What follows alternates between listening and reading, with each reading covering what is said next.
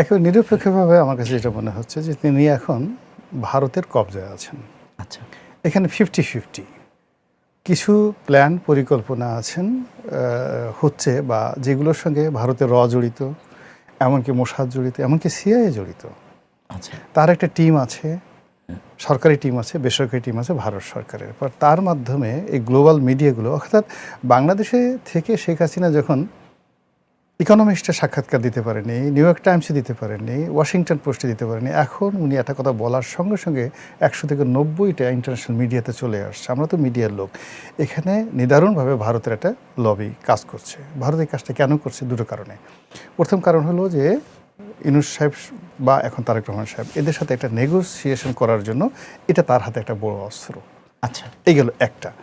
Second হলো তাকে কিছু লিবার্টি দেওয়া হয়েছে। আপনি ইচ্ছা করলে আপনার কাউকে দেখা করতে পারেন, কারোর সঙ্গে টেলিফোনে কথা বলতে পারেন, টেলিগ্রামে আপনি আপনার নেতাকর্মীদের সাথে করতে পারেন। ওই জিনিসগুলো আমরা দেখছি।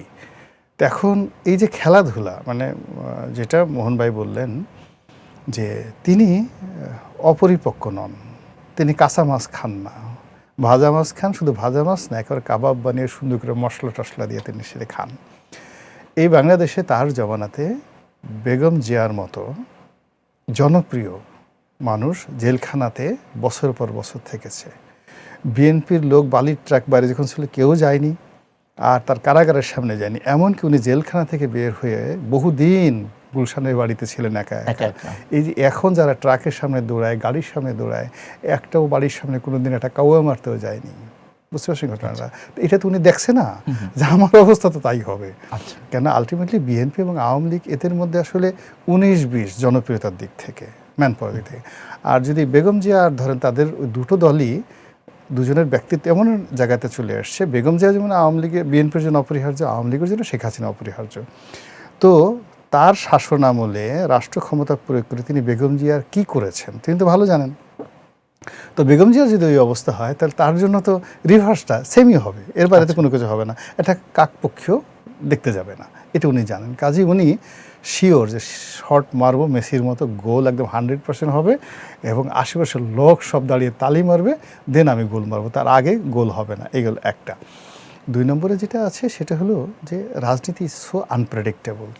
এখানে যে কখন কোনো কিছু কিভাবে ঘটে এটা আসলে কোনো গণকও বলতে পারবে না। কখনো কখনো মানে কি বলবো যে অলি আল্লাহ গাউস কুতুব যারা আছে তারা আশ্চর্য হয়ে যায় এই ঘটনাটা কীভাবে ঘটলো।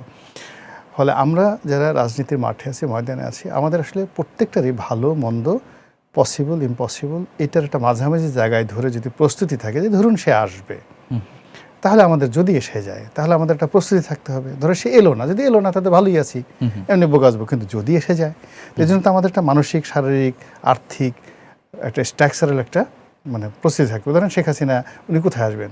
উনি তো এয়ারপোর্টে আসবেন।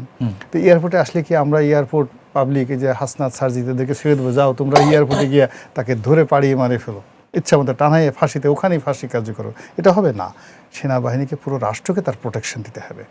আর সেই প্রোটেকশন দিতে গেলে একদিকে প্রোটেকশন দেবে, অন্যদিকে আওয়ামী লীগের লক্ষ লক্ষ মানুষ আসবে, আবার আওয়ামী লীগ বিরোধী লক্ষ লক্ষ মানুষ রাজপথে নামবে, দুই পক্ষ মুখোমুখি হবে। It's not a matter of joke. ফলে এই টোটাল জিনিসগুলোর সম্ভাবনা দেখে এটা আবেগের বিষয় নয়, এটা পলিটিক্যাল একটা চাণক্য নীতি। সে যে খেলা খেলছে, সে তো 17 বছর এই দেশকে খেলছে, এর সাথে সাথে 10 বছর খেলেছে। ইভেন জিয়াউর রহমান সাহেবের জমানার শেষের 1 বছর তিনি খেলেছেন। ফলে তিনি তো সেই 1981 সন থেকে এখন পর্যন্ত খেলেই যাচ্ছেন। ফলে এত সহজে মানে তাকে যদি আমরা মনে করি যে আমাদের সেই মাদ্দা জিল্লুহুল আলী, যার উপরে মাননীয় প্রধানমন্ত্রীর আশীর্বাদ, সেই তথ্য উপদেষ্টা, মাননীয় মান্যবর তথ্য উপদেষ্টা, তিনি বলে দিলেন উনি বিচার পাবেন, আবার 2 দিন পরে বললেন যে না, উনি আসতেই পারবেন না। রাজনীতি যদি এত সহজ হইতো তাহলে যে ওয়াকারুজ্জামানকে শেখ হাসিনা নিয়োগ দিলেন তার চোখের সামনে তাকে বাংলাদেশ থেকে চলে যেতে হলো। যে মঈনুদ্দিন ফখরুদ্দিনকে বেগম জিয়া নিজে নিয়োগ দিলেন, সেই মঈনুদ্দিন ফখরুদ্দিনের জমানাতে তার পুরো পরিবার যে দুর্ভোগ দুর্দশার মধ্যে পড়লো, এটাই নিয়তি।